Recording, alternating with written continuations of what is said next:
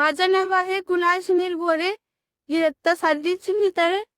मी राहतो अंबरनाथी. आज मी एक पत्री नाहीतर सारं करून दाखवून आले. वर एक पत्रिका नाव आहे ज्या काही. लेखक माधव आहे. पडली. अहो आजोबांची कवडी नाही. आम्हाला शाळेला सुट्टी पडली. ये पण या मम्मीला मात्र काळजी पण. हिचा चेहरा पण पडला. कारण तिला माझे पराक्रम माहित आहेत ना. म्हणते कशी, मोठेपणी तुझी बायको तुला पतीऐवजी उठापती म्हणे. कारण गेल्या सुट्टी पडल्या मी तुझी पडलो. थोडे मिटून धृतराष्ट्र फिरत होतो. इंडीच्या कट्ट्यावर चढलो.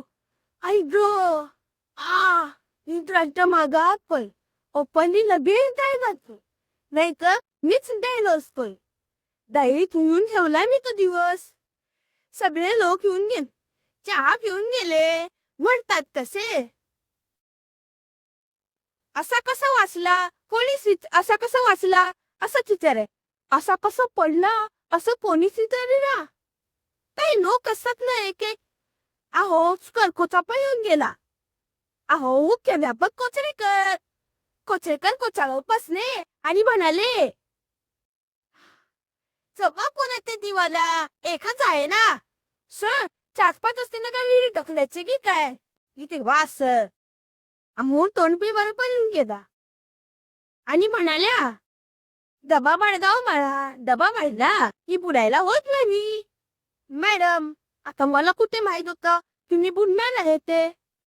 तसं 10वी नंबर डबा बाडीला युजच फिरणार आहे. काळजी करू नका.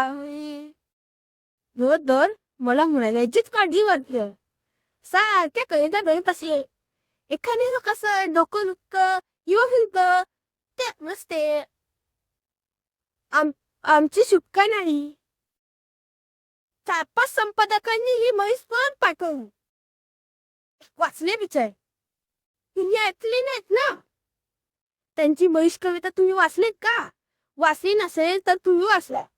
पण आमची सुटका नाही. आता तुम्हाला पण 2 ओळी ऐकाव्याच लागतात. तर ऐकूया. म्हैस व्याली छान किती रेखू खरवस खाऊन घेतली देऊन माझी किती का. आता ले खरवस गीत ऐकून मीच मरवत झालो. शेजारते रेखतर मावशी मी जाऊ पार झालो. तेव्हा मी म्हणालो, छान किती रेखू. आता बघा कवितेच्या मनावर असे परिणाम होतात. माझ्या मम्मीच्या मनावर राष्ट्रभाषेचे भीषण परिणाम झाले. काय तिचे एका मैत्रिणीला फोनवर लोणच्याची गुटी सांगत होती. चंचला ऐसा करो, कैरी बारीक बारीक कापतो, रीवर हाथ, बाद में गरम मीठ मसाले में ऊपर से तेल उगने का. लाल बड़ा हो जाता है ना.